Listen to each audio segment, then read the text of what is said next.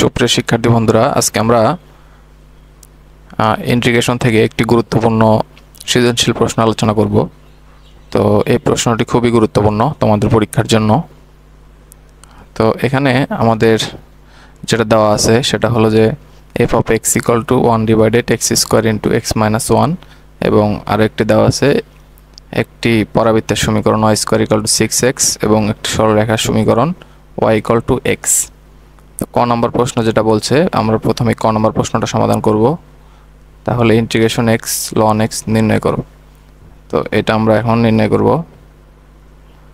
Integration x ln x। তাহলে দেখো আমাদের ছিল কি লিয়েট LIATE, এখানে কোনটা কি ছিল? আমাদের এখানে এলটা ছিল লগারিদমিক ফাংশন আর এটা ছিল অ্যালজেব্রিক ফাংশন। তো এখান থেকে যেটা আগে থাকবে সেটা হবে ইউ, যেটা পরে থাকবে সেটা হবে ভি। তাহলে এখান থেকে আমরা বলতে পারি যে লিয়েটের এখানে ln xটা হবে ইউ এবং xটা হবে ভি। তাহলে আমরা যদি ইউভির সূত্রে আমরা যাই তাহলে আমাদের ln xটা থাকবে, স্থির থাকবে,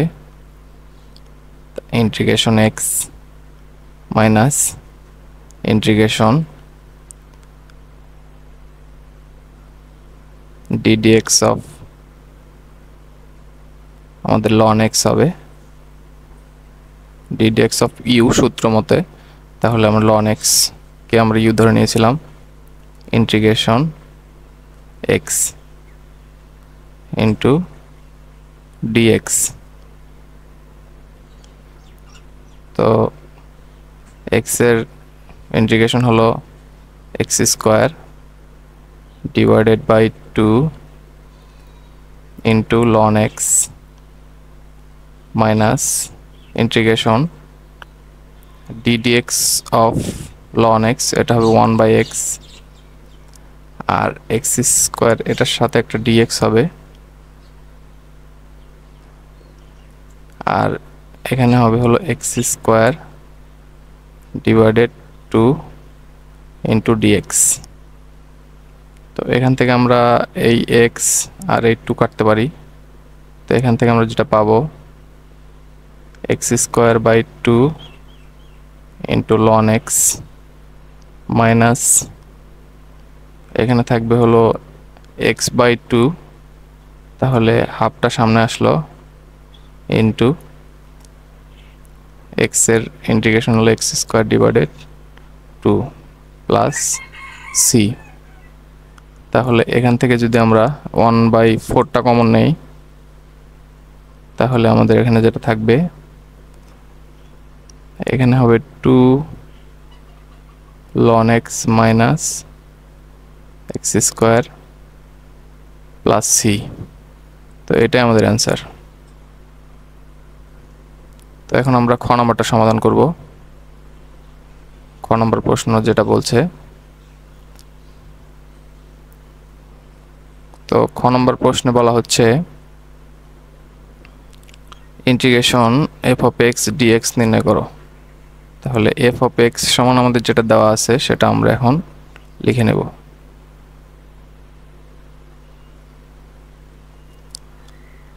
f of integration f of x dx সমান লিখতে পারি ইন্টিগ্রেশন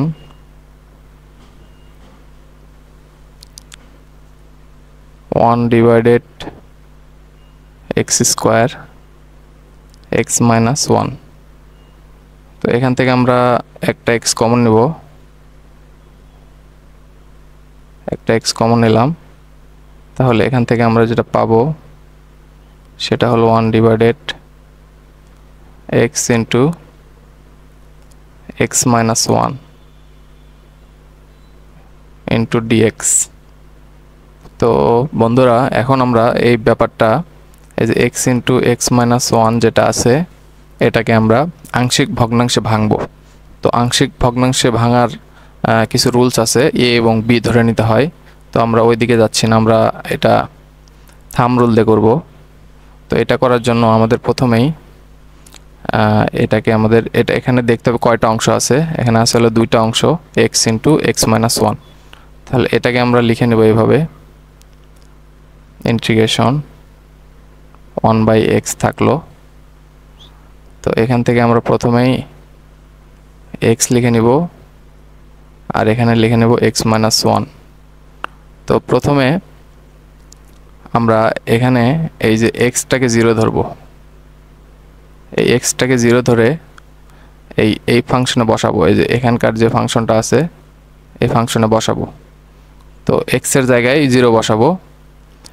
তো এক্স মাইনাস ওয়ান যেখানে আছে সেখানে আমরা এক্স এর মানটা 0 বসাবো, আর যেখানে এক্স আছে সেখানে কিন্তু 0 বসানো যাবে না। তাহলে যে মানটা আসবে সেই মানটা আমরা দেখব কত আসে। তাহলে এক্স সমান যদি 0 হয় তাহলে এখান থেকে আমরা কি পাবো, 1/, এক্স এর জায়গায় 0 বসানো যাবে না, এক্স মাইনাস ওয়ানের জায়গায় 0 বসাতে হবে। তাহলে 0 মাইনাস ওয়ান, তাহলে এখানে আসবে হলো মাইনাস ওয়ান। তো এই যে মাইনাস ওয়ানটা আসলো, এটা কাকে 0 বসানোর জন্য আসলো, এই যে এক্সটাকে 0 বসানোর জন্য আসলো। তাহলে এখানে আমরা মাইনাস ওয়ান বসাবো। আচ্ছা, সিমিলারলি আমরা এই যে এক্স মাইনাস ওয়ানটাকে 0 ধরবো। তো এক্স মাইনাস ওয়ানটাকে যদি আমরা 0 ধরি তাহলে এক্স সমান সমান আসবে হলো 1। তো এটা আমরা বসাবো হলো এই যে 1/, যে এক্স আছে 1/, এক্স এর জায়গায় আমরা 1 বসাবো। এখানে আরো একটা টার্ম ছিল এক্স মাইনাস ওয়ান। তো এক্স মাইনাস ওয়ানে আমরা কিন্তু ওই 1টা বসাবো না। তো এটাই আমাদের থাম্ব রুল। তো এখান থেকে আসলো হলো আমাদের যে মানটা আসলো সেটা হলো 1, সেই 1টা আমাদের এখানে বসাতে হবে। মাঝখানে হবে প্লাস। তো দেখো এই ব্যাপারটা তোমরা বুঝতে পারলে কিনা। আমাদের দুটা টার্ম ছিল এক্স আর এক্স মাইনাস ওয়ান। আমরা একটাকে 0 বসে অন্যটার এক্স এর জায়গায় বসে যে মানটা পেলাম সেটা আমরা ওই প্রথমটা যেটা কে 0 ধরেছিলাম তার উপরে বসালাম। তো সিমিলারলি এই দুইটা কাজ আমরা করলাম। তো আশা করি এই ব্যাপারটা বুঝতে পেরেছো। তো এখান থেকে আমাদের যেটা আসবে, আমরা এখন যদি এই 1/x দিয়ে গুণ করে দেই, এখানে ছিল dx। তো এখান থেকে আমাদের যেটা আসবে minus 1/x² plus 1/, x into x minus 1 into dx integration a minus 1/, x² plus integration 1/, x into x minus 1 into dx। তো এখান থেকে আমরা যেটা দেখতে পাচ্ছি যে এই অংশটা আমরা মাত্রই এর আংশিক ভগ্নাংশ বের করলাম এই যে এখান থেকে। তো আমরা ডাইরেক্ট এটা বসাই দিব। তাহলে এখান থেকে -1 আমাদের থাকলো, মাইনাসটা বাইরে আসলো, আর x⁻²। তাহলে এটা হবে হলো এটা যদি ইন্টিগ্রেশন একবার করে নেই, x⁻² + 1 divided -2 + 1 প্লাস এখান থেকে আমরা এটার আংশিক ভগ্নাংশটা বের করে নিব। আমরা এর আগেই করে এসেছি -1/x plus 1/, x minus 1 into dx। তাহলে এখান থেকে আমরা পাবো, এখানে হবে -1 আর মাইনাস কেটে যাবে। তাহলে x⁻, উপরে থাকবে -1 প্লাস এখান থেকে যদি আমরা ইন্টিগ্রেশন করে নিই তাহলে 1/x, তার মানে হবে হলো মাইনাস লন এক্স, এখানে হবে প্লাস 1/x-1, এটা হবে লন x-1। তো এটাই হলো আমাদের সর্বশেষ যে অ্যান্সার সেটা। তো এখান থেকে আমরা যদি আরেকটু সাজিয়ে লিখি, plus ln x-1 minus ln x plus c, এটাই আমাদের অ্যান্সার। তো এটা ছিল আমাদের খ নম্বর প্রশ্ন, খ নম্বর প্রশ্নের সমাধান।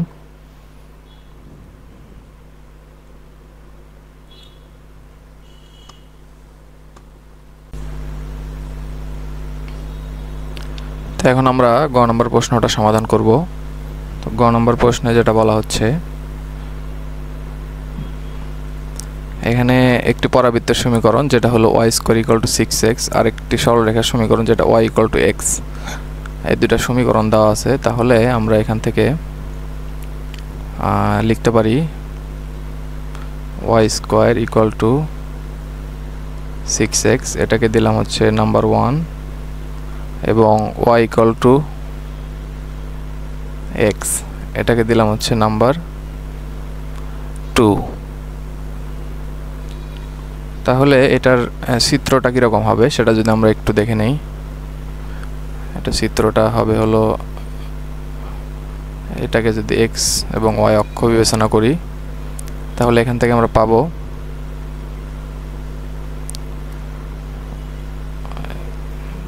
এইভাবে আমাদের একটি পরাবৃত্তের সমীকরণ আমরা পাবো। আর এখান থেকে y = x, এখান থেকে y = x, এটা যেহেতু এর ঢাল ধনাত্মক, তাহলে আমরা এটা পেলাম। এটা হলো y = x এর জন্য একটি সমীকরণ, আর এটা হলো y² = 6x এর একটি সমীকরণ। এটা হচ্ছে অরিজিন।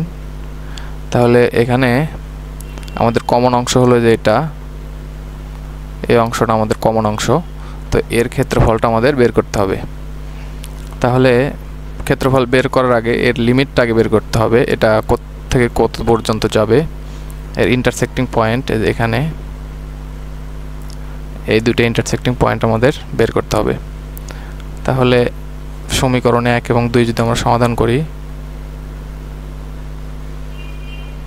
তাহলে কিন্তু আমরা সমাধান পয়েন্টটা পেয়ে যাব।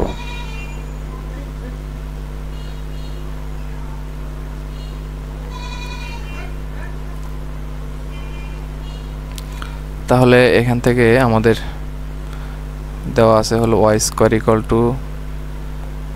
6x, আবার 2 নম্বরে দেওয়া আছে y = x। তাহলে y এর মানটা এখানে বসাই দিলাম 6x, আমরা 2 থেকে যদি লিখি, 2 হতে এখানে বসাই দিলাম, তাহলে x² - 6x = 0। এখান থেকে যদি আমরা কমন নেই x × x - 6, এটা = 0, তাহলে x এর দুইটা মান পাচ্ছি 0, 6। তাহলে এখন আমরা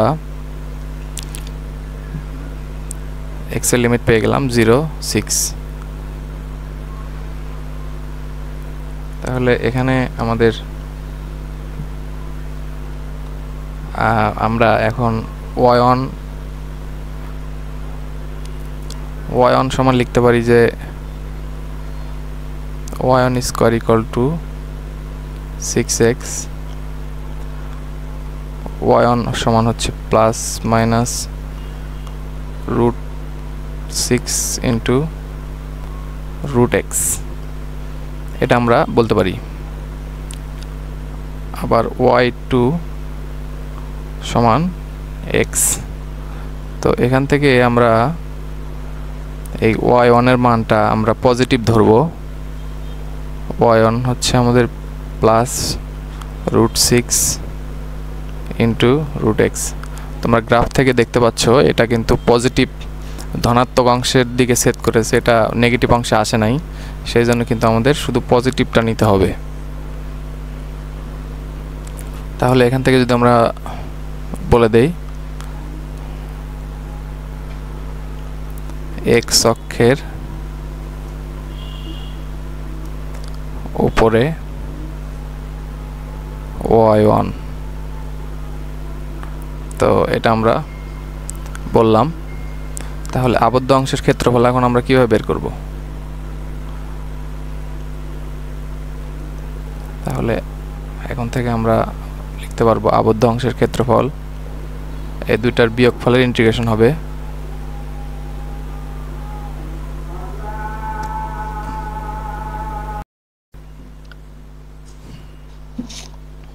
তো এখন আবদ্ধ অংশের ক্ষেত্রফল হবে, আবদ্ধ অংশের ক্ষেত্রফল এটা সমান সমান আমরা লিখতে পারবো integration y1 minus y2 into dx। তো এখান থেকে আমাদের y1 এর যে ভ্যালু সেটা আমরা বসাবো √6 ইন্টু √x মাইনাস y2 হচ্ছে আমাদের x ইন্টু dx। তো এখান থেকে আমরা এই লিমিটটা বসাই দেব। লিমিটটা হচ্ছে 0 থেকে 6, আমরা যেটা ভ্যালুটা বের করলাম আর কি, সেই ভ্যালুটা 0 থেকে 6 পর্যন্ত আমাদের লিমিট। তো এখান থেকে আমরা বলতে পারি √x এর ইন্টিগ্রেশন হবে, √6 আমাদের বাইরে আসলো, আর √x এর ইন্টিগ্রেশন হলো x⁵² ডিভাইডেড 3/2। এটার লিমিট হলো 0 থেকে 6 মাইনাস x²/2 লিমিট হলো 0 থেকে 6। তো এটা যদি এখন আমরা ক্যালকুলেশন করি তাহলে আমরা যেটা পাবো, এখানে আমাদের √6 থাকবে আর এই 2টা উল্টে যাবে, এখানে হবে 2/3 ইন্টু 6 যদি বসাই 6⁵3/2, আর 0 বসালে পুরোটাই 0 হয়ে যাবে, তো 0 বসানোর দরকার নাই। আর এখানে পাবো হলো 6 এর উপর স্কয়ার ডিভাইডেড 2।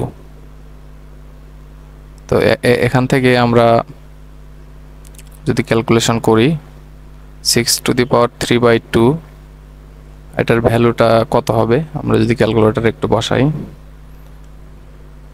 তাহলে এখান থেকে আমরা পাবো 6⁵3/2, এটা সমান আমরা পাবো হলো 14.69।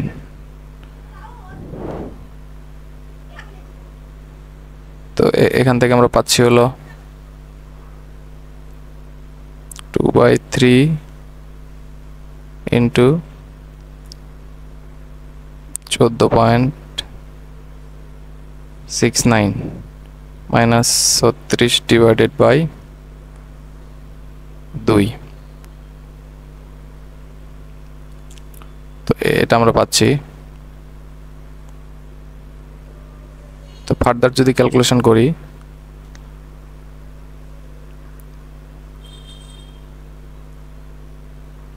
তাহলে আমরা এখান থেকে যেটা পাবো √6 2/3 ইন্টু 14.69 মাইনাস এখান থেকে হবে 18। সবগুলো যদি ক্যালকুলেশন করি তাহলে এখান থেকে আমরা যে মানটা পাবো 6 বর্গ একক। তো এটা তোমরা ক্যালকুলেটরে বসালে এই মানটা পেয়ে যাবে। তো এটাই আমাদের অ্যান্সার। তো আমাদের এটাই ছিল আজকের সৃজনশীল প্রশ্ন সমাধান। তো যদি তোমাদের ভালো লাগে সেই ক্ষেত্রে লাইক, সাবস্ক্রাইব, শেয়ার করতে পারো। তো তোমাদের অসংখ্য ধন্যবাদ আমাদের সাথে থাকার জন্য।